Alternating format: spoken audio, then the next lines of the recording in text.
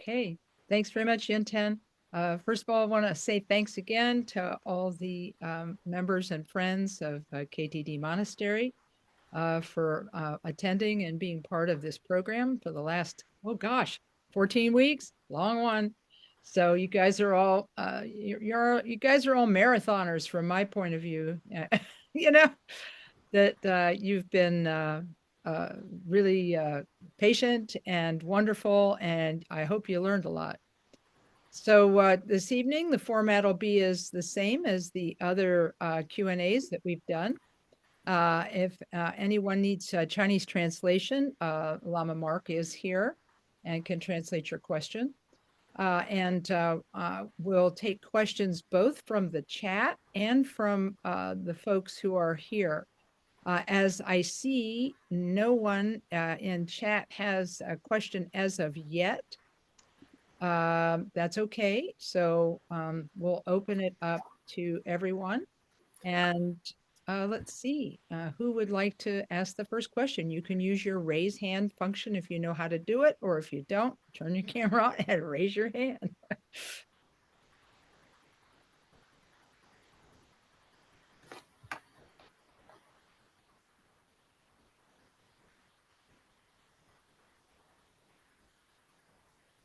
Going to be a pretty short Q&A.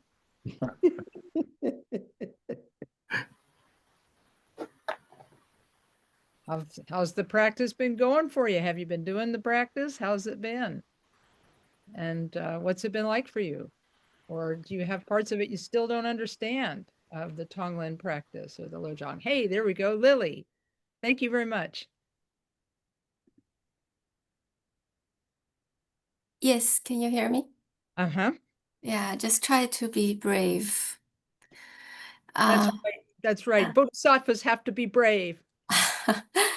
uh, so I've tried to practice Tonglen for a while, but recently I encounter some challenge, which is when I try to practice.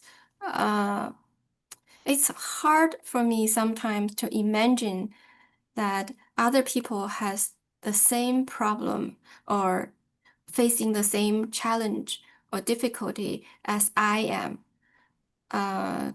Like nowadays, of course, there are some disasters and the wars, the big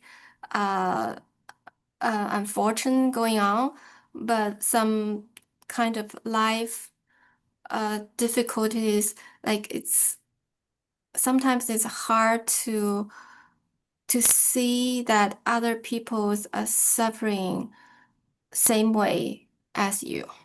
Mm-hmm. Mm-hmm. So that make me also I know that it's not actually, although we are saying we want to taking others suffering into our own, but actually it's not happening. So another question on my mind is we are kind of like faking it. So what's the point? Mm-hmm. Mm-hmm. I want to make sure, Lily, thank you for that question. I want to make sure I understand it. So let me ask you a question, okay? Because I don't want to get I don't want to make get it wrong. So there's two questions. The second question, I think, was pretty easy for me to understand. It was that because we use our imagination in the practice of Tonglen, what is the real benefit for it since it is only happening in our imagination? Did I get that part right? Yes. Oh, great. Okay, so that's one question. And then the other question is, this is where I'm unclear. Are you, when you say that you are having difficulty thinking that other people have the same problems as you, are you thinking about the practice of Tonglen while you are on your meditation seat and you're trying to breathe out goodness to all beings and breathe in and remove all suffering from beings, or are you talking about The incoming part is that oh, you're mhm. intaking all the sufferings from other people who are like you. I see. I see. Okay. Yeah. Okay. Now that's very clear now. Thank you. I really appreciate that. So I'm going to start with asking Lama Yeshe, would you be able to start on this question for Lily? Well, I'm going to start with her first one about people suffering, not suffering like her. And I used to be a prison chaplain. And I had a regular, actually, I had two Buddhist classes a week. And this one man really took to Buddhism like a duck to water. And he came in one day for a program and he told me, you know, there's a lot of suffering in this place. And the staff is suffering too. And if we really are open, you will see that their suffering may not be identical to yours, but it is very, very similar that we don't get what we want. We get what we don't want, and we get buyer's remorse. We get what we want, and then, oh, well, I better see a lawyer about this divorce, or da da da da da. And um, the basic suffering is very simple, and we can make it very complicated in our minds by the way we divide things up, and I like this and I don't like this, and da da da da da. But basically, everybody is suffering, and the wealthy people suffer, poor people suffer, healthy people suffer, sick people suffer. And some people are good at hiding it, some people aren't.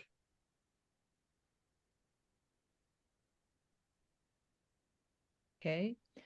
Thank you. Thank you, Lama Yeshe. Lily, do you have an additional question about this?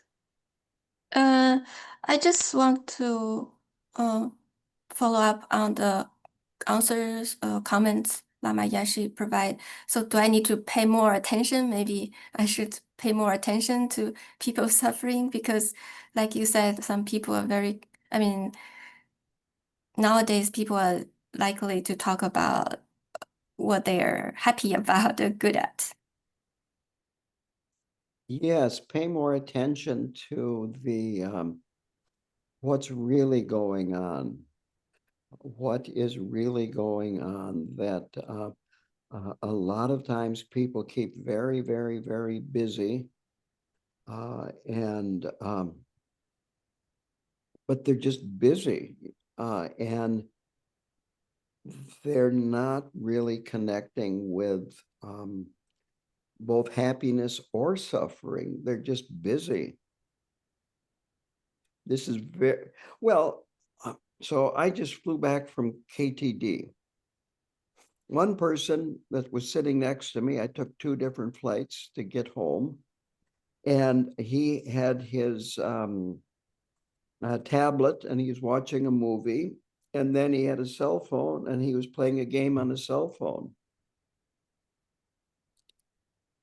Um, well, we all got served a little container of mini pretzels, and it was a mini bag of mini pretzels.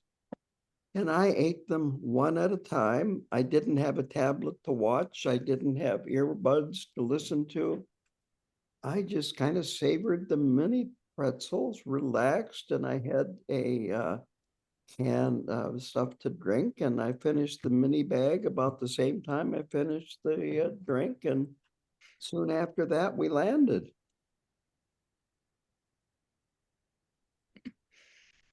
I appreciate your answer, Lama. That's wonderful. Now, I think so. Lily, you've got a good start, but you had a second question. So let me see if Lama Losang, would you be able to address Lily's second question, which is that if the practice of Tonglen uses our imagination to remove suffering and to give happiness to others, are we really benefiting anybody? Yes, that's a good question, isn't it? And you said, well, I feel like I'm faking it. Well, in fact, we say we fake it until we make it, and there's nothing wrong with that, actually. So don't think that that's a bad thing. We are cultivating bodhicitta. This is the way we cultivate relative bodhicitta. That is the first aspect of this preliminary preparation. The preliminary practice of relative bodhicitta is to meditate on love and compassion for all beings. And it's not so easy, particularly in the beginning. So we begin by generating love and compassion, towards our mother. We went through those kinds of things.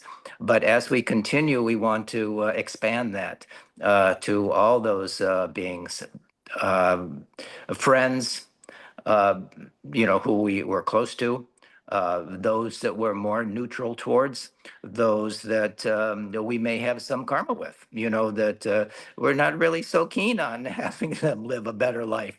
But that is all part of the process for us. And so, we say start with the mother, and sometimes that's a little karmic right there. But the idea is that we're finding or starting with somebody that we have true affection for. That usually makes it a little easier when we say, may she have complete happiness. And the Lojong texts on mind training gives us, the oral instructions that we went over. But Tonglen is that is the main practice. Really, is we're sending all of our happiness and all the causes of happiness to living beings. That is all the virtuous actions we have ever done or will ever do. And what we are taking in is the suffering of all sentient beings, along with all of the causes of suffering, which are our negative actions and disturbing emotions. So that slogan number 7 is sending and taking should be practiced alternately. And these two should ride the breath. So we do use the breath for Tonglen in the formal practice. And you said that sometimes you experience a certain discomfort or, agitation. But, we are much more alike than we are different. So when you feel that, you can think, and rightfully so, really, that many beings have that same feeling. So when you look at that in yourself, that you may be getting upset, and that's not a great thing. But if you use it in the way we're talking about, and saying, "Oh, may all beings gain from my experience of this situation, and may they be happy," that is Lojong. That is Tonglen. So I don't know if that answered your question, Lily, or not, but the part that really got my attention was faking it until you make it. No harm in that. And don't think it doesn't help. It does help as we continue to work on bringing that feeling as a heartfelt expression of our loving kindness and compassion. Okay, thank you very much, Lama Losang. Lily, did you have any follow-up question? No, I am good. Thank you very much, Lama Yeshe and Lama Losang. Okay, very My good. pleasure. Thank you. Yeah, thank you for the questions. Okay, well, there is a question. We're going to alternate between chat and the live question. So since the first question was a live question from the video audience, now we're going to get the chat questions. So Tom from Chicago is saying, question for new students. Oh, yeah, for new Dharma students, when is the best time to introduce them to Lojong? Okay, he says, thank you. So Lama Rob, would you like to start the answer on this one? So when you say when you say the best time to introduce, you mean starting to practice Lojong? Um, if that's and you don't mean like time of day or something like that, it's kind of, Can I jump in for a second then? Yeah, Tom. And Bobby's right, explain it. What I'm saying is that, and you probably could back me up on this. So when you have new students coming to the center, Mhm. they want to learn and so forth, we're trying to teach them just basic shamatha, things of that nature there. And you might get people that come in who are curious, we don't may not see them again, so on and so forth. But for students that are brand new and start coming consistently, have an interest in practice, start meditating and so forth, the basics, things of that nature. Not so much time of day, but once they get a basic concept of meditation, visualization, things of that nature there, when would be the right time, would you say, to introduce them to Lojong practice, a little more detailed practice? Because I think personally, too soon, you might lose them as a student. In other words, it might be too much for them to understand. So you want to make sure the timing is right to introduce them to this sort of practice. And in your opinion, when would be probably the best time to say, now is a good time for you to start Lojong training and so forth? Thank you, Tom. Lama Rob? All right. Yeah, part of that's going to be feeling the student out because some students they show up and they may be new to the ideology, but they pick it up fast, and others not so much. The way that some of the slogans are coded, it does assume that you have some knowledge about the Dharma. Some are coded more deeply than others, so depending on the person, you could introduce certain slogans, not like overloading somebody, not putting the burden of a ox on a zoe, basically a male animal on a female animal, and that'll probably get you in trouble nowadays with the gender stuff. But the point of it is not to set somebody up for failure. So that's something that's pretty simple that you could probably get across to somebody who is new. But part of this will be kind of an assessment of, when's the right time to introduce them based on their sort of receptiveness. Um, Sometimes even introducing like love and compassion will be too early for some people because that hasn't really they're not there yet. They're still focused on me, me, me, me, me. Um, so it's hard to say exactly. It's going to be kind of feeling them out and what ideas and their receptivity to it. If they're receptive to love and compassion, then you can try to introduce the Tonglen, but they might not be ready to actually take the suffering of other sort of people. It can also be the practice is, was discussed before as far as, involves the imagination to sort of unwind the normal thinking process. So normally a worldling person looks at the world and says, if somebody has more, they despise them. They're like, oh, you did a bad, you stole, you lied, you cheated. And so they generate a lot of negativity toward that person. And the flip, if they have less, they look down on them. Oh, you're lazy. That's why that you're poor and on and on and on. So, and this is like this is kind of what you see in worldly thinking. So that practice is a way of undoing that and becoming more sensitive and more aware to the world around you. But I think it really kind of goes back to the person because some of those Lojong mind training, you're getting pretty deep into emptiness and you've had to have studied karma and emptiness and be open to those ideas. So it's going to be feeling them out and seeing what they're receptive to, what they're open to doing. So.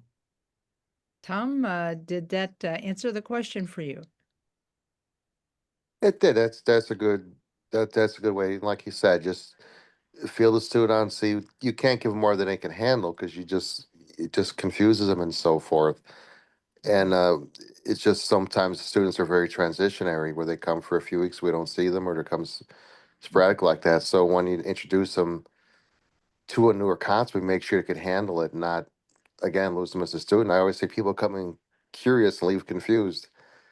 Mm. So just teaching them basic things like that and see how interested they are in continuing their practice and continue to learn, because you never stop learning. I don't have to tell you guys that. You're constantly, I think the more you know, the least you actually know, it seems like to me, but you're just constantly learning and seeing what students can handle, what they want to take on. And the other token too, you got some that are so overzealous. It's like a checklist. What's next? What's next? Okay, got it. What's next? What's next? What's next? So you get that aspect of it too. But that's a good analogy. It's just when you got new students, just to let them see how they're receptive to things and just introduce them slow if they're willing to learn. So thank you very much, Lama Rob. I appreciate your answer. Yeah. I might add that sometimes if they're new students, to try to feel them out as far as what are they looking for, and that can help too. Some just want simple like shamatha and they're good. Sometimes it's good to understand their ideology, because that kind of directs what you might be open to introducing to them. And if they're a little farther along, you can start talking about their faith and where their faith and their confidence comes from. And then kind of lean into the different Lojong mind trainings that align with their faith. But yeah, involves some analysis. Okay, thanks very much, Lama Rob. Also, from from my side, just a quick comment, and that is that I totally agree that you have to ask the student questions and find out what their interest is. It really is helpful, and I feel like Khenpo Karthar Rinpoche was asked this question, not exactly in this way, but when should students move on in their practice from just learning plain old everyday shamatha? And he said, when people feel as though they have gotten some minor relief of their major mental afflictions from doing shamatha practice, it's a good time to move on and keep them progressing and moving along in the practice. So I thought that was an interesting observation. I agree with you on one other thing, Lama Rob, and that is that Khenpo Rinpoche, when he taught Lojong to us in Columbus for the very first time, all he did was give the slogan, 3 objects, 3 poisons, 3 seeds of virtue. He didn't try to teach us all 59. he just gave the first one in the context of teaching a very elementary form of Tonglen. So yeah, he went on the light side. Lama Losang? The other aspect of that in the preparation is the 4 thoughts that turn the mind to Dharma, which is also, we're trying to develop a certain motivation and understanding the 4 thoughts about this precious human birth, about impermanence, about karma, and the unsatisfactoriness of samsara. It gives one a kind of momentum, gives them a perspective. So that's all part of the Lojong practice as well. And then you begin to that go into the different slogans and those kinds of things. Yeah, I appreciate that. It is very much step by step. It's step by step. Okay, next I see that Chris has been very patient, has his hand up, and then we'll take Donna's question after Chris's. Okay. Oh, by the way, Bonnie, I saw you had your hand up. Would you like to be in line?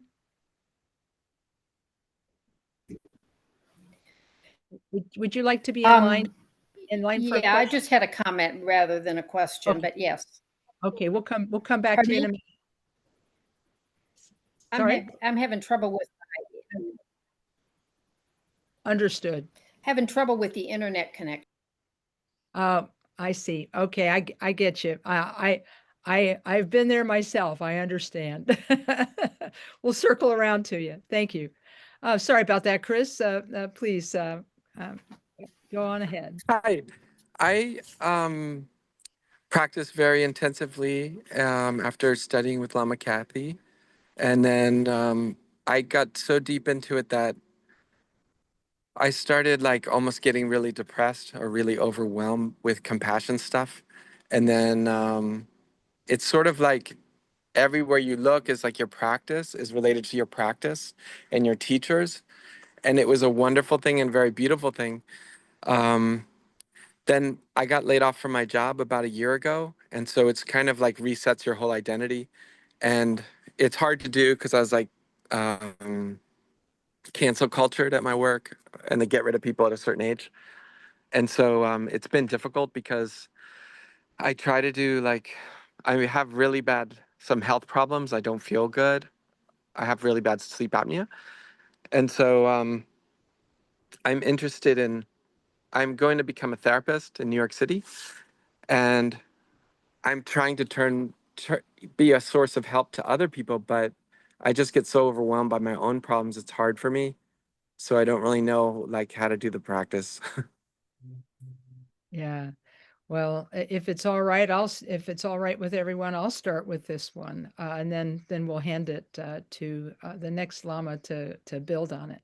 Well, first of all, I'm really sorry to hear that it was overwhelming. The practice of Lojong was overwhelming, and that it then, you know, meshed with the real life problems. So I'm sorry that that happened and that it was overwhelming and difficult. That is definitely not our intention when we teach Tonglen. we are not, our intention is definitely not for people to feel overwhelmed and depressed. So I appreciate you speaking up and saying what your question is, because we need to be able to look at that, right? So I really appreciate you bringing it up, because, yeah, Khenpo Karthar Rinpoche said that sometimes it can happen like that people become depressed from doing the Tonglen practice. And he said if that's the case, they need to either change or adjust the way they do it. So that way it's not overwhelming, and it's not causing depression. But yes, if these practices cause depression, anxiety, or anything, you have to step back from the practice and then talk to a teacher about what it's causing for you.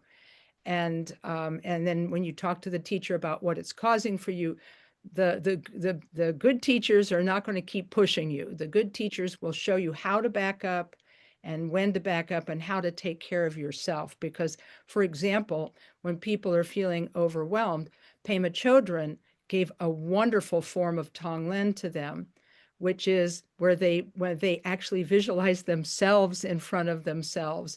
And as they breathe out, they give themselves healing and love. On the out breath, you don't have to worry about the in breath. Just keep on the out breath, just give yourself healing and love. And I think that would be very helpful for that kind of thing, right? Because that way it begins to refill, because sometimes our tank gets really empty, and with so many things happening. So so you got to refill that tank. And so that helps and then what Rinpoche went, because I asked Rinpoche about this. I said, is this a good practice to do? And he said, oh, yeah. He said, I wouldn't only do it for yourself. That after you've done it for yourself and given yourself healing, he said, then expand to other people who maybe are feeling the same thing you're feeling. And then everybody.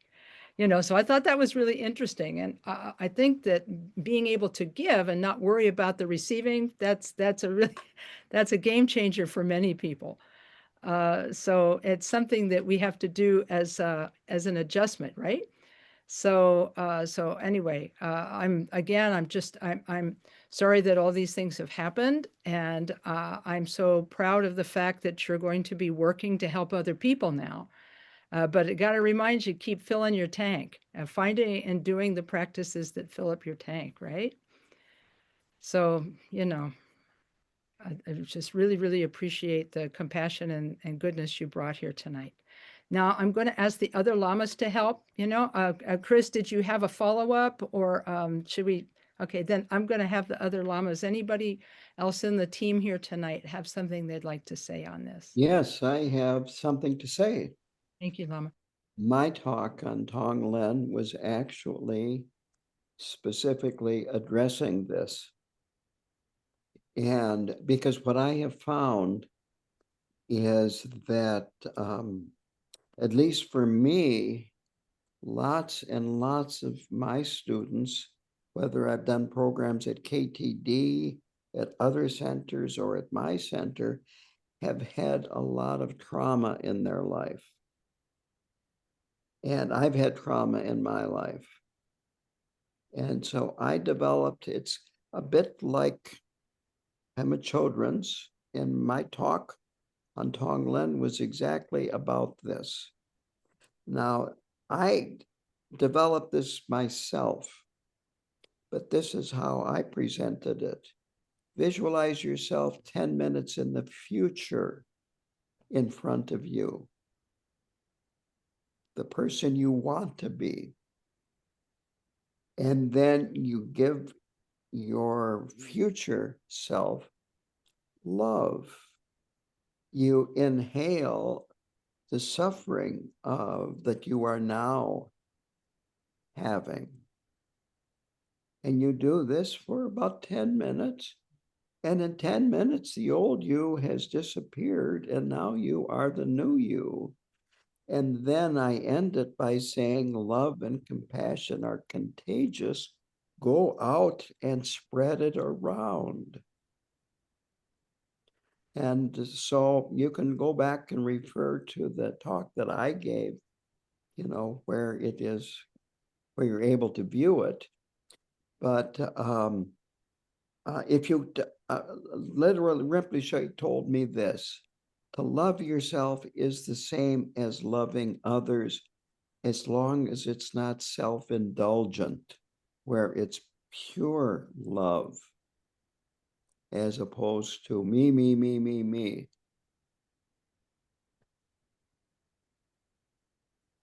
That's all I have to say. Thank you. Thank you, Lama Yeshe. Anyone else have anything to add tonight on this one? No, I think everyone's kind of covered it. It's practices to develop you, and if there's times you need to step back, then step back. And you know, it's just respecting yourself and your own limits and your own abilities, and it's just normal. Okay, thank you, Lama Rob. So Chris, thank you so much. Did you have a second question, or was that a follow-up, or was that?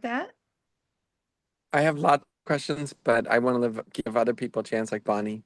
Totally understand. Okay, that's great. Hey, again, thank you so much. I just love all of you coming and bringing your sincere, genuine self to us tonight. So thank you. We love you back. Okay. Donna is next, and then Bonnie will come to you and get your comment. Donna's question is in chat. She says, could you explain what is meant by being close to your yidam in the comment made earlier in these studies? Lojong should be as close to you as your yidam. Okay, believe it or not, that was me. So I'll give a quick answer and see if other people have stuff they'd like to add. Yeah, basically, when you're doing Lojong, it's really close to you. It should be like the thing you think about, right? It's like a practice that you do, and that gives you is probably, I guess we would call it your go-to. And the reason I brought up the comment about the yidam is because there's a quotation given in the Great Path of Awakening, where Jamgon Kongtrul quotes the councils of Ratreng Monastery, which state, don't expect much of people, pray to your yidam. In other words, that Lojong should be just as close to you as your yidam deity would be if you had a yidam deity, because not everybody has them right now. Some people start their Dharma practice and they choose to be specialized in a specific practice, like maybe they choose to specialize in Tara or Chenrezig, or Manjushri, or one of the other bodhisattvas. But when you do that kind of practice, a mantra practice, and you do it really seriously, you think about the deity is really, really close to you, and that you look to the deity for help when you need it. And so for the Lojong practitioner, Lojong is that close to us. I don't know if that helped you at all, Donna, but maybe I overdefined it. Or did you have a follow-up on that?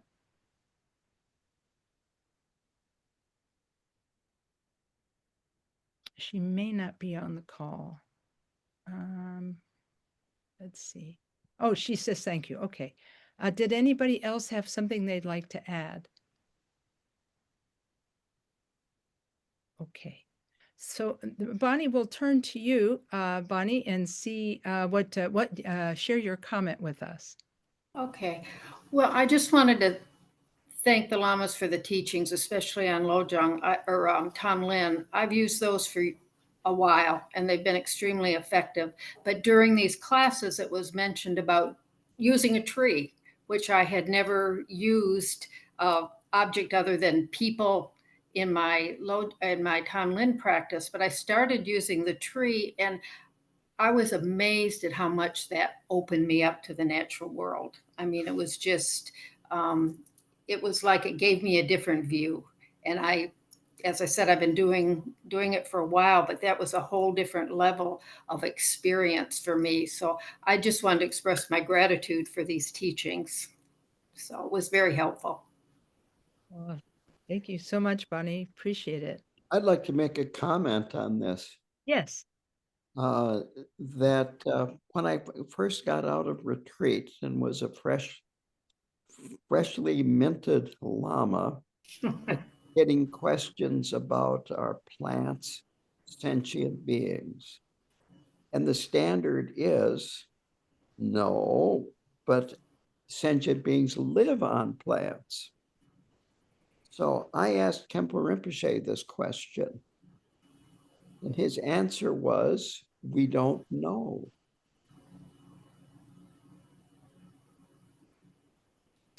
Interesting.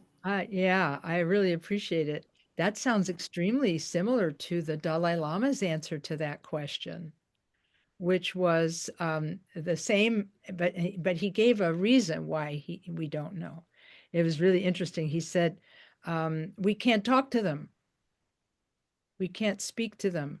And that's why we don't know if they're sentient or not, which I thought was kind of interesting. But now science is showing us all kinds of things about plants. Yeah, and I will say this, I've lived on my property for 54 years, minus the years I was in retreat. And I've watched trees. I like trees. And I'm amazed at some of their behavior. And it's hard to say that this is not a result of consciousness. I understand. They help each other too, right? Trees talk to each other chemically through their roots, and they help each other when somebody's distressed. Absolutely. Yes, absolutely. They send nutrients to each other. It's like, yeah, it's really interesting. The science of it is really kind of amazing. Okay, let's see. I see. Hey, okay, Chris got back in line. All right, we are ready. Anybody else? Oh, go ahead. Anybody else who wants to ask a question after, you can raise your hand or put it in chat. Thanks, Chris. Sorry. I wanted to ask you how to practice dream yoga. Oh, okay, friends. Dream yoga. Okay, here's the question. Do any of the lamas would any of the lamas like to start the answer to this question? Well, it begins by seeing this world as a dream, and our so-called life as a dream, just like last night's dream. And that is how we begin the practice, is to see the dreamlike quality. You know, in dreams, we see things, we feel things. You can taste, and and you wake up and you say, "Well, that was interesting," but it is no different than your waking state. So when we begin to identify with the waking state as a dream, that begins the process and does help if you give yourself the suggestion. There's a variety of things. That's a big study, actually, and requires time and training in being mindful, being in your dreams. So you know you're dreaming in the dream. But there's a vast amount of data out there, but it requires a teaching. It's part of the 6 yogas of Naropa, And that is something that is done, but it's not really taught so much outside because it requires some preliminaries as well. Okay, thank you, Lama Losang. Other lamas like to add to this? So I would add that if you're a lucid dreamer already, because some people have that natural ability, then you can start to work with your dream. Usually when somebody tries to work with their dream, they wake up. And so if you're able to lucid dream, you could start to work with yourself that way. Usually, way lucid dreaming is kind of if there is an increase in your ability to lucid dream, that is considered a positive sign. But being able to lucid dream by itself doesn't necessarily mean you're an advanced meditator. Some people just have that ability, so that's something that they can work with. So there's a subtlety there about, like, if it gets better, that's positive. Otherwise, it's hard to really kind of work with it until, as was said, going through the preliminary practice and formal retreat, and if that kind of style manifests for you and you can work with it, that's great. Different karmic position or dispositions, different things will develop for different people. So It's taking active control of your dream, as you probably know. And so begin by becoming familiar with your dreams, writing them down in a journal, and giving yourself that suggestion before going to bed that you're going to become aware of a dream. So that dream awareness begins. Dream yoga is a different thing than lucid dreaming. It's a deeper kind of thing. So again, it is stages. Thank you. Thank you, Lama Rob, Lama Losang. And to that, I would add one thing, and that would be it does come down to the reason that a person wants to do it. And and this is going back to Donna's question, how do you make Lojong your Yidam deity? How do you get so close to it? And that is, you get close to Lojong and make it a daily practice by thinking, may I benefit beings at all times and in all ways. And so that might be useful as you're going to sleep at night. Wherever I go in my dreams, may I benefit sentient beings there. And so being able to do this, the final purpose of it in the end is to learn fearlessness, and because we are human beings and we fear so many things, and so if we can benefit beings that way, wonderful, so it's like that. Okay. It's a good question, and it's worth developing, so you could explore that some more. Yeah, keep asking your teachers. Yeah. Thank you, lamas. Okay, let's see. We've got Tom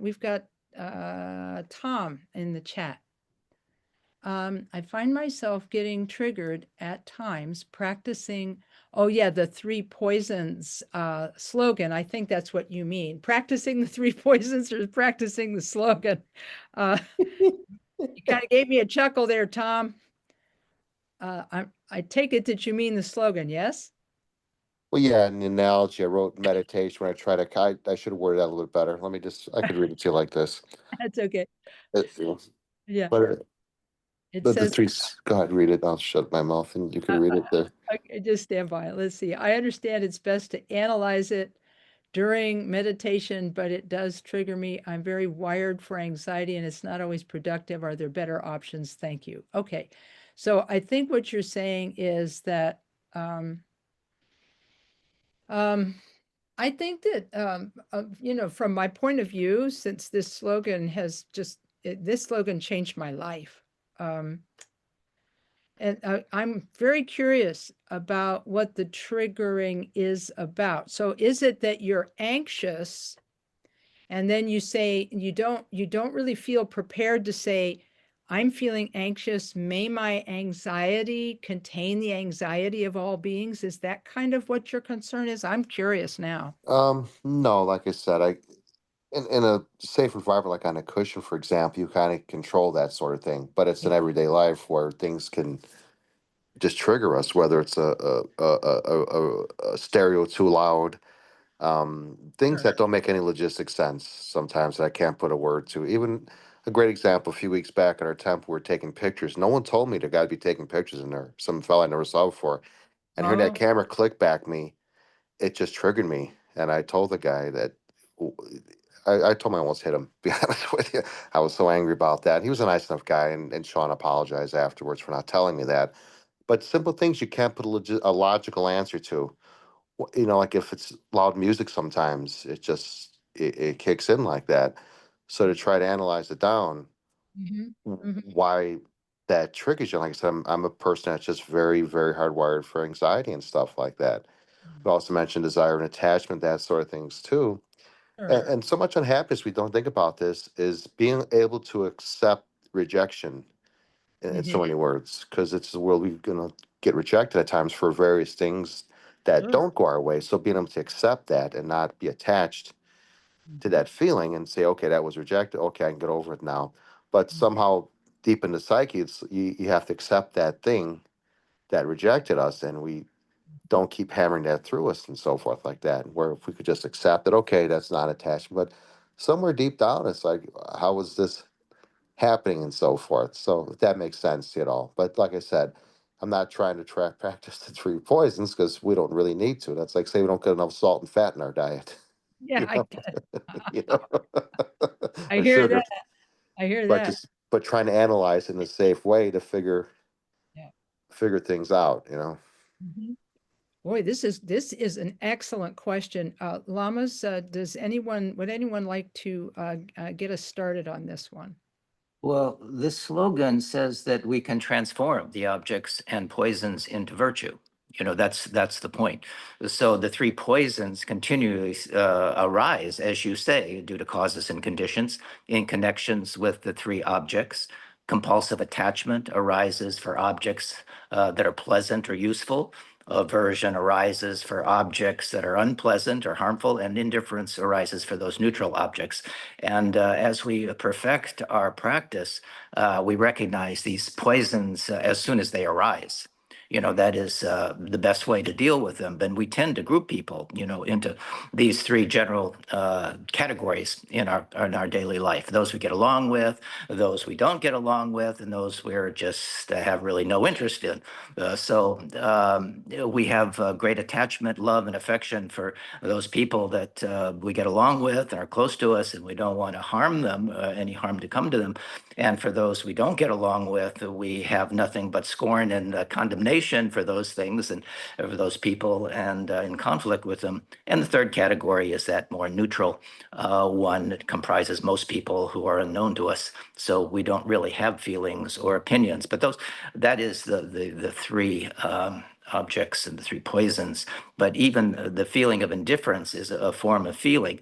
And so our response is not completely neutral or innocuous, even in that situation. These people are always potential objects of attachment and aversion. Things change.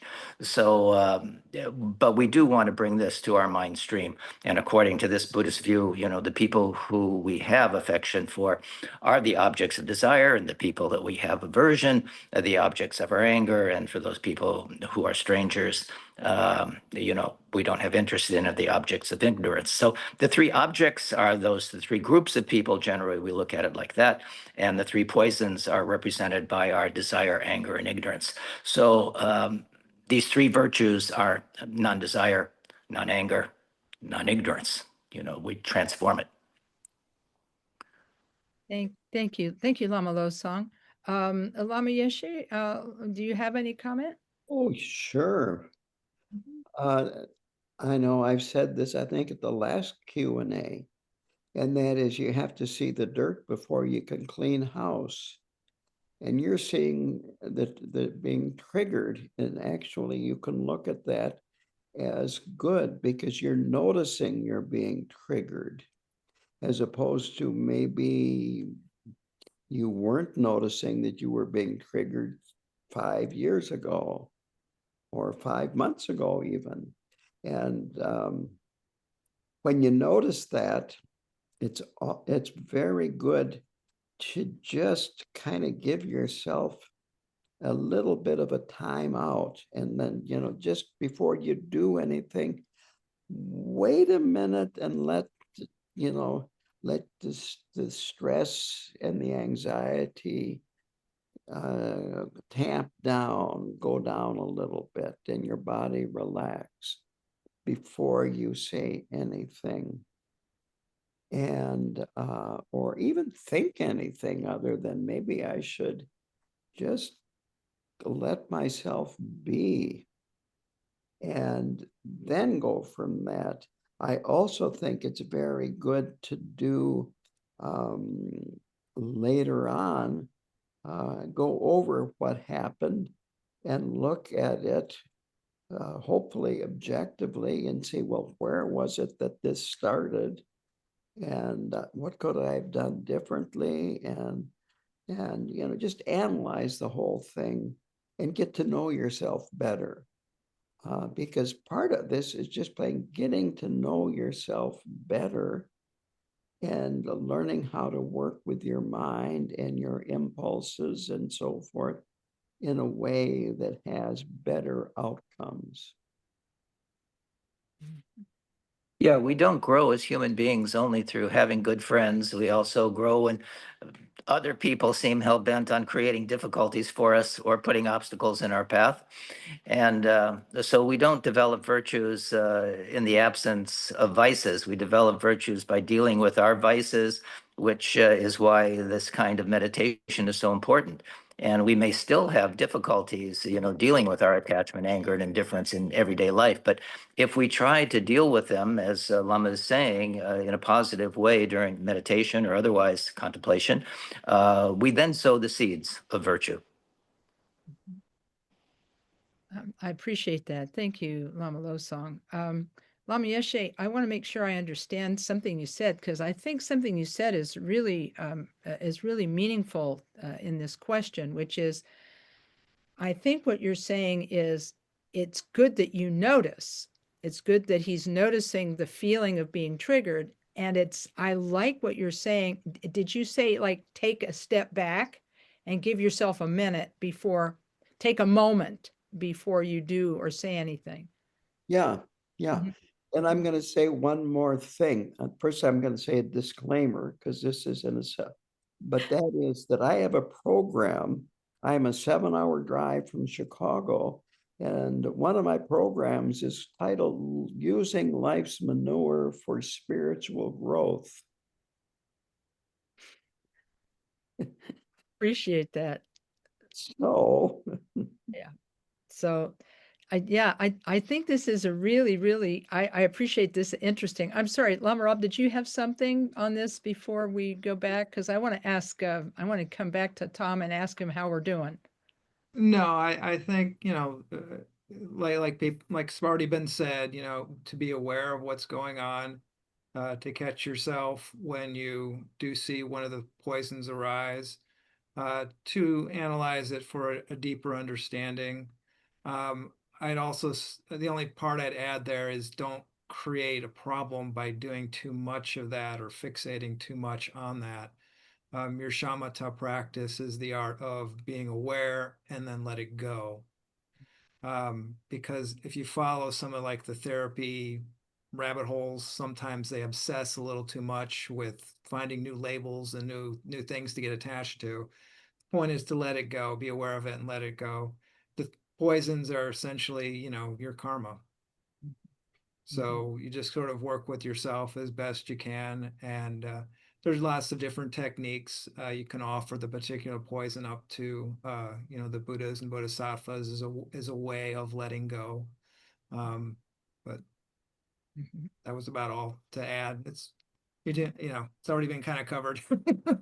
But I really appreciate that last thing you said, though, Lama Rob, talking about offering it, because this was really at the end of Tom's question in the chat, are there better options? And it sounds to me like we're offering some good options, which are to understand that being triggered is noticing that you're being triggered by something is actually good, because that means that now you're aware of something you weren't aware of before. Number two, you have the option of taking a step back and backing up and not maybe doing the 3 objects, 3 poisons, 3 seeds of virtue just then, because there's too much going on. And then also the option of offering the klesha or this negative feeling to the Buddhas and Bodhisattvas, and it is absolutely an appropriate offering, absolutely. So I think, what do you think, Tom? Are we getting closer on your answer now? Yeah, it's a lot to take in, and there's always the logical answer, things like that. But in a perfect world, we just get I think one of the things not to be reactionary. Yeah. Because things can happen to us, and you may want to think before you start screaming at that person that became our object of anger or things of that nature there too, because it makes you look bad too in the same token. Then you feel bad. I usually feel bad afterwards. At the time it feels good though, I gotta be honest with you.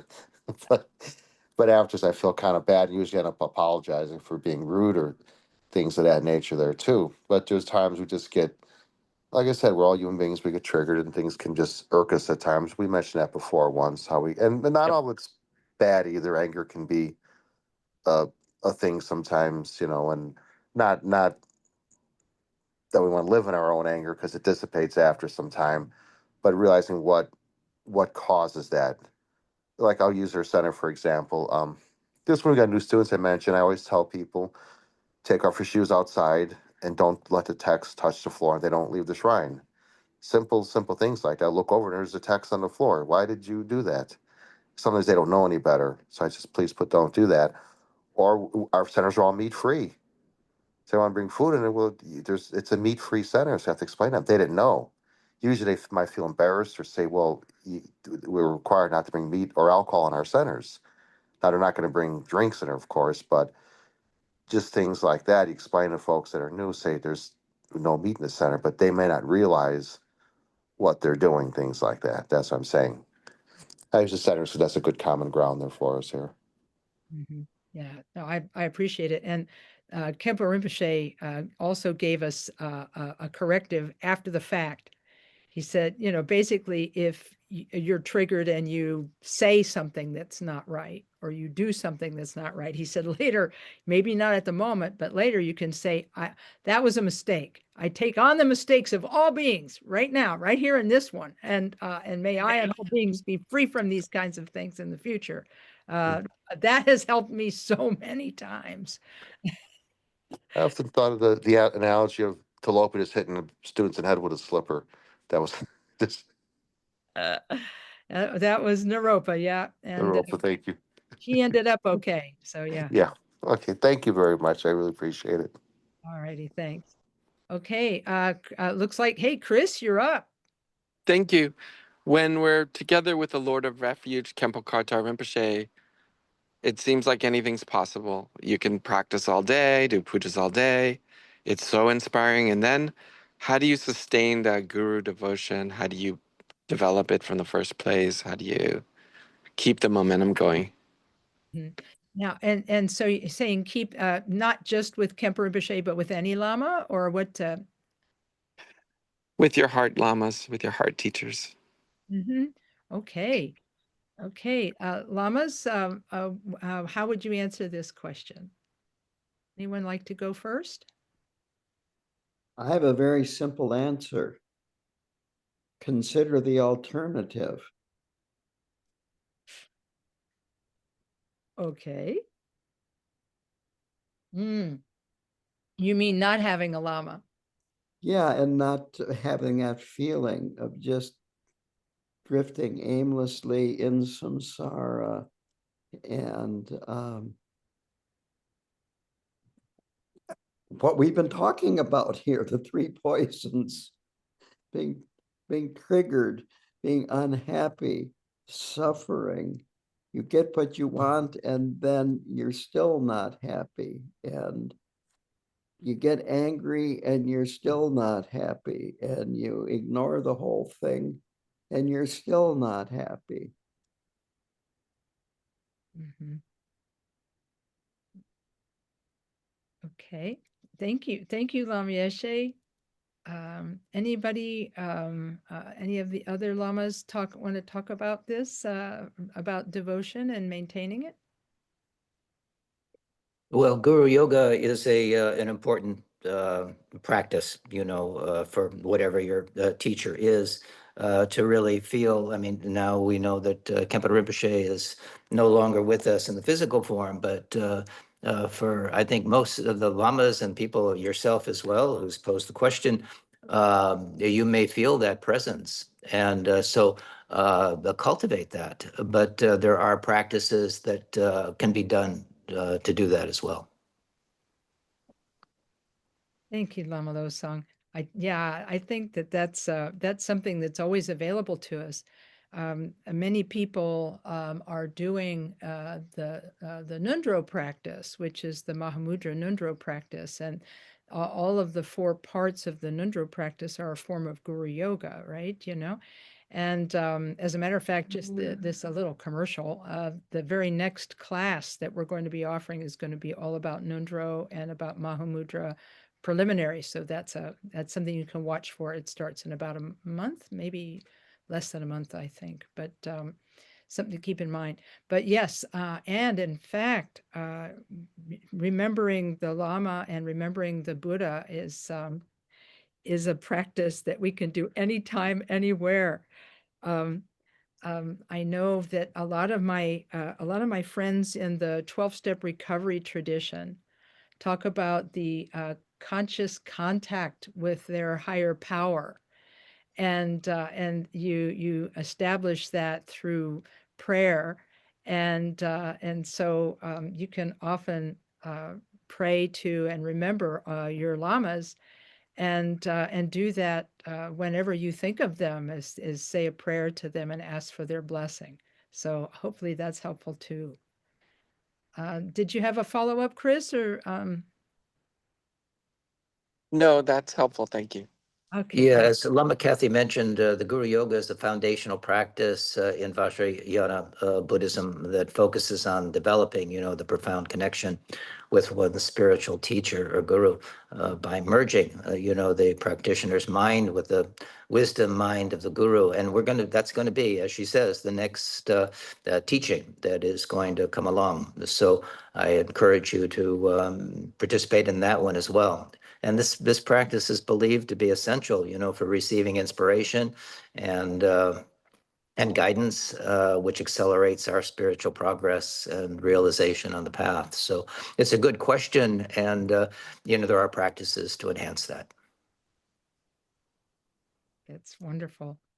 Okay, let's see. Yi has a question. He says, hello, what's the best way to practice, best way or best practice to catch my triggers quicker? Thank you. Okay, so would one of the lamas like to start on this?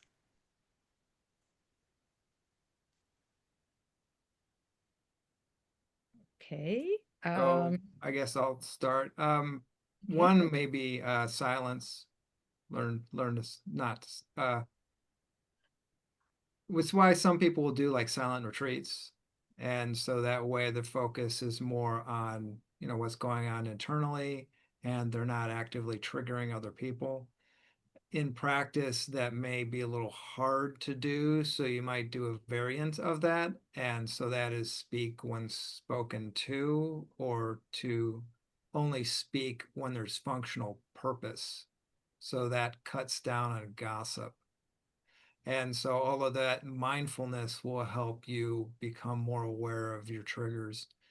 And then if something does get flipped, then you have the opportunity again to maintain mindfulness and sort of then kind of analyze it after the fact to go, okay, how did that happen? Why did that get triggered, so to speak? And eventually you'll get to the point of, okay, I know I'm walking into a situation and I'm going to get triggered. And then you can kind of work with it that way too, as it kind of develops and as your understanding about yourself increases. Okay, Thank you. Lama Yeshe, did you have something to add? Well, he said almost what I was going to say. Okay. Mindfulness, mindfulness. That maybe do more shamatha, maybe even do walking meditation. But the idea is to take the mindfulness out into the world with you. And even if it is just being more mindful in easy situations, it's so easy to get triggered. And again, realize that this does not mean that there's something fundamentally wrong with you, that it's this habitual pattern. And now I'm going to say something about practice in general, that all this is about practice. And practice means practice. It doesn't mean perfection. And that practice. I'm not a musician, but I suspect that a musician that plays an instrument spends a significant amount of time practicing. And that when they're out giving a performance, in a way, they're still practicing, because when they're done with the performance, they're going to go over it. This is what went well. This is what didn't go so well. I could have done this, yada, yada, yada. Nobody is perfect. Our Buddha nature is perfect. And that's where the path leads, and that's where these practices lead. But until then, we are just practicing, and practice means practice. Thank you. Thank you, Lama Yeshe.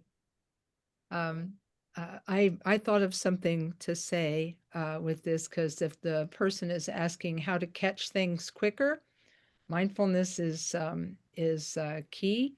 But there's a little tip that I've used myself, and that is that you'll be able to notice a little more quickly when you're having a complex mental event, mental affliction, because your body may actually give you a hint that something is happening.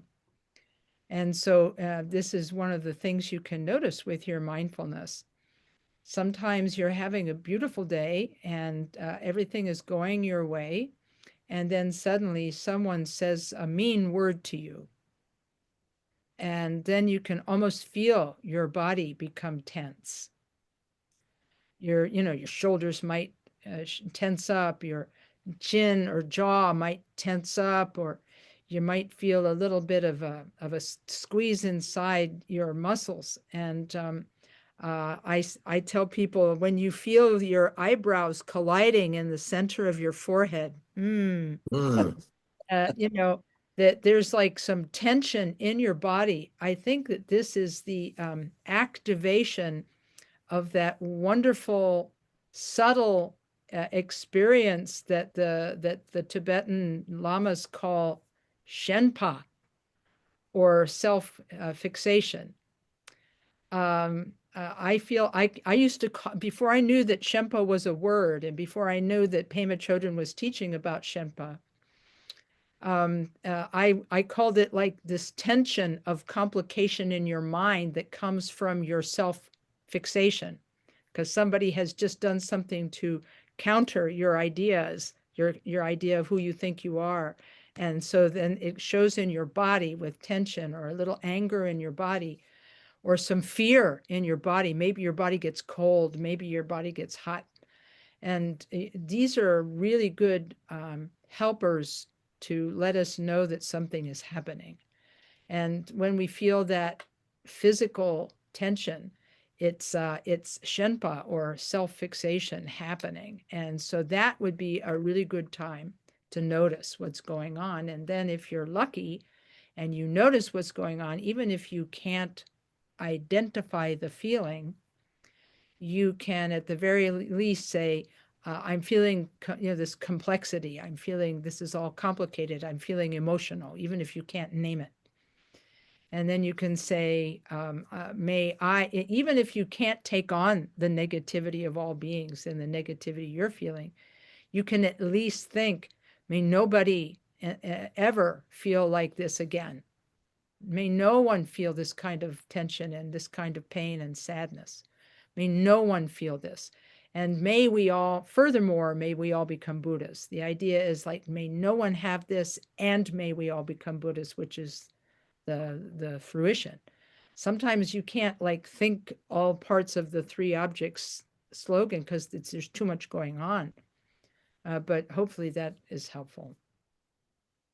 So did that cover it for you, Yi? Well, I'll watch the chat. Okay. Well, all right. So let's see. We've got Chris. Hey, hello. Hi. Hey. His Holiness the Karmapa said, if you're taking care of all the people around you, in a way, you're taking care of all sentient beings. And I might be I'm sorry if I'm misphrasing that, but when we talk in Buddhism about giving up this life, like what does that really mean for someone in our day and age? Okay, thank you. Excellent question. Who would like to start with this question? Giving up the ties to this life, as they say in the.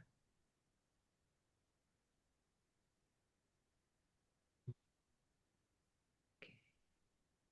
All right. So, okay, I'm not seeing a response, so I'll start and then people can join in after. I think that there's actually two topics here. I think I agree that I don't know that quotation from His Holiness, but I do like the sentiment that if you can take care of the people around you, that's a really beneficial thing. I agree with that, and I think that we do need to think about the people who are around us and to take care of them as we can. But I feel like what the author of the Mahamudra lineage prayer was talking about when he said, to the meditator who gives up the ties to this life. I think more what's being talked about there are the types of mental afflictions that cause us to engage in really negative conduct, like harming others and stealing from others, because we are envious of others. So any of these negative mental afflictions that arise because we want to accomplish something in this life and have things. And I think what it is that so many people feel that it's okay to hurt others in order to accomplish their objectives. We see a lot of this. And for those kinds of people, they have to begin by looking at what they've been striving for and seeing, wow, maybe this thing that I've been striving for is actually hurting me because of the way I'm clinging to it. Pema Chodron, that's one of her quotations. If something hurts so much, it's because I'm holding on so tight. Even relationships with family and friends can turn into a problem because it can sometimes accidentally, even though we care about them so much, we could try to maybe control what they say, what they think, what they do. And that's not healthy. So I'm thinking like that, but I need some help, Lamas. Yeah, so just to follow up on where you were going with this, in Buddhism, renunciation is important. So giving up this life doesn't mean not enjoying it. It means intentionally letting go of our attachments, as was said, and cravings and worldly desires, giving up the worldly desires in order to pursue a spiritual growth and ultimately achieving liberation from suffering. You know, it's our craving that creates our suffering. So once we understand that, it gives us some impetus to actually practice. And you know, while it doesn't mean that you can't have things. It means attachment, you know, to them. That's the thing that causes the problem. So it's not about depriving oneself even for its own sake, but about freeing the mind from compulsive grasping and finding deeper forms of happiness and peace. You know, I think that is important. Thank you, Lama Losang. I appreciate that. I remember something that Khenpo Karthar Rinpoche said once, because a father came to the question microphone and said, "I love my kids. Are you telling me I should love my kids less? I'm confused." And Rinpoche said, "No, I'm not asking you to love your own family less. I'm asking you to love everybody else more." Right.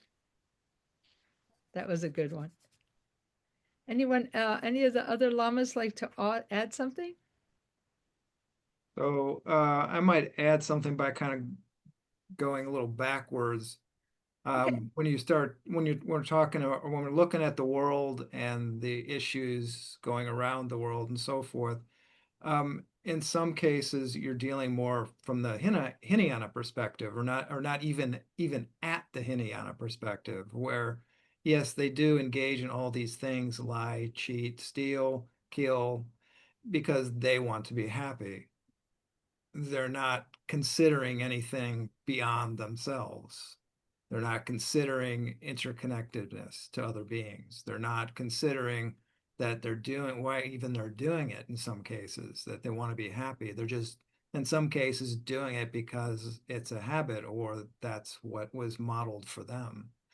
So in that case, you can generate compassion for them because they haven't even really started any sort of spiritual insight at all. Understanding the consequence of all the negativity they're engaged in will eventually, come to fruition. So they're not even at the point to begin. So in situations like that, again, trying to develop some love and compassion for them, and where you can skillfully interject, and sometimes you may not be able to do anything about it depending on the situation, but where you can, like with your family members, skillfully working with them. In some cases you may not be able to because karmically they don't have a healthy mind or a healthy body. You can't, wish away serious mental illness. They're karmically, they're going to have to work through that. You can help, assuming that you have the capacity, and you don't develop your own anger and stress and frustration. So it's all part of practice and working with others and working with yourself. Yeah, well, I should add a little bit to that. I've just went to the Mahamudra lineage supplication, and it says this meditator is not attached to any food or wealth. That doesn't mean you don't eat, and you still need money to survive in the United States or anywhere else. And the last line in this section is, grant your blessings so that I do not crave honor and gain. So it's about non-attachment, not as opposed to severe deprivation. And just judging from what I observed of Khenpo Rinpoche, he enjoyed a good meal, but he did not honor or gain, was just beyond him. And he would receive significant offerings and he would give them away. But on the other hand, KTD took care of his food, his shelter, and so on and so forth. And I also know that when Peter got a new shipment of rupas from Nepal, that Rinpoche would be right there to see them opened. And so Rinpoche said, it's good to be attached to Dharma. I appreciate that. Thank you. Thank you, Lama Yeshe. Well, believe it or not, we are at 5 minutes to the bottom of the hour. So we will have time for one more question. If there's someone who has not asked a question yet, this would be a wonderful time for you to type your question into chat. And if you've already asked a question, go ahead and ask, and we'll let the person who has not asked a question go ahead of you. So if you've got a question to ask, you can put it in the chat or use the raise hand function on your control panel.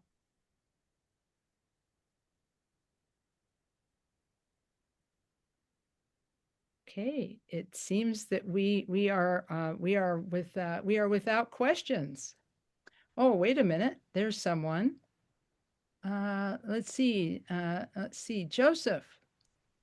He wrote the letter W, which is a lovely letter. Did you have a question, sir?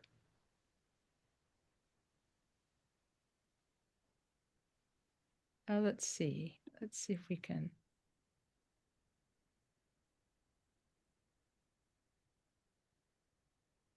All right, there. There you go. I do have one question. Yes, It sir. might be a dumb one. Why do I feel more compassion towards like animals that are suffering than humans? Okay. This is actually not a silly question. This has been asked to me several times.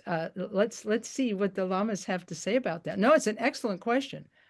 In fact, I'll give you a corollary to that. One person once asked me, why is it that I'm compassionate to everyone except my family? You know, that was one, but I like the animal question. That's a lot easier to answer. So thank you for that question. Lamas, who would like to start?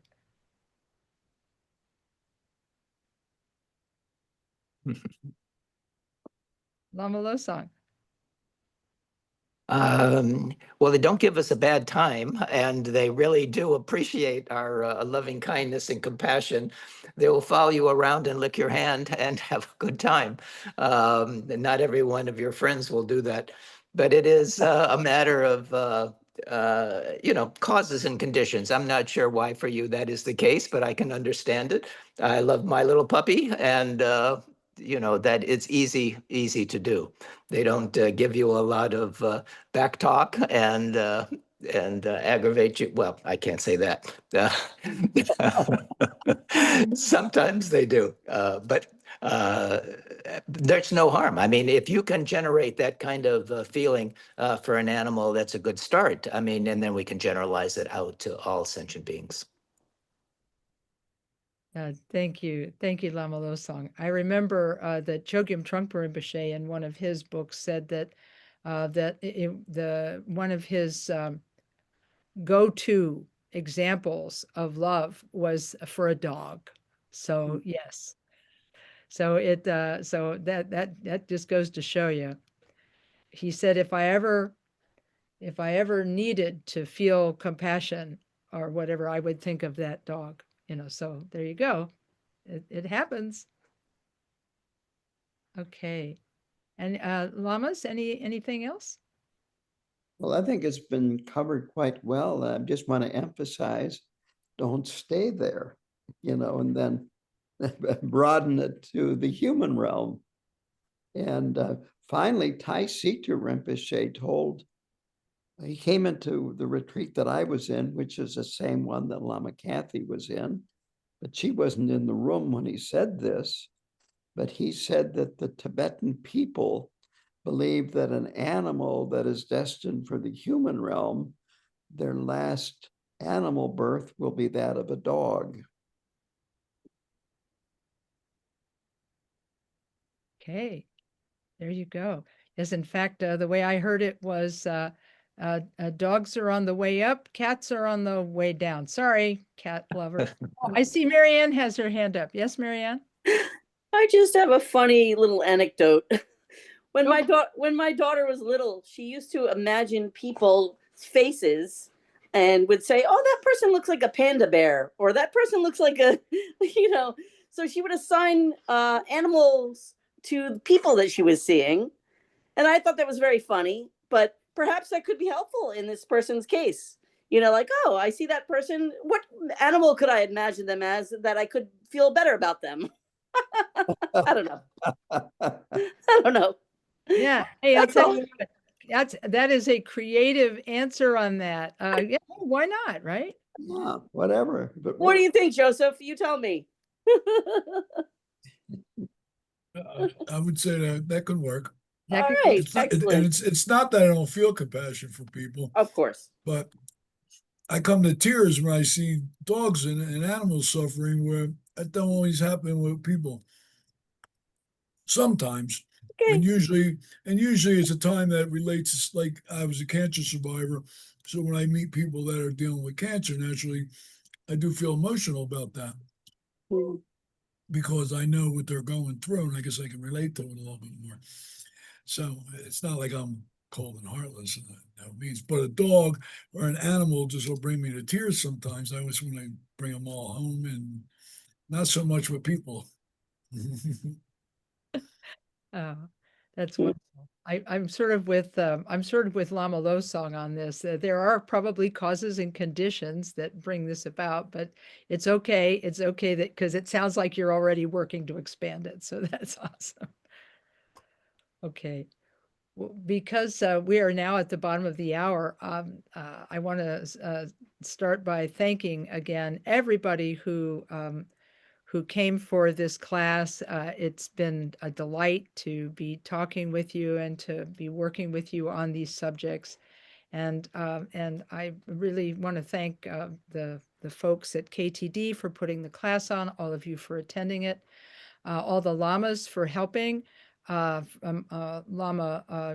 Mark for being our Chinese language translator, and also to Yunten for being our host with the most. So please dedicate all of your merit from the class and make the aspiration that we will all continue to practice our bodhicitta. Thank you, lamas. Thank you, everyone. Thank you.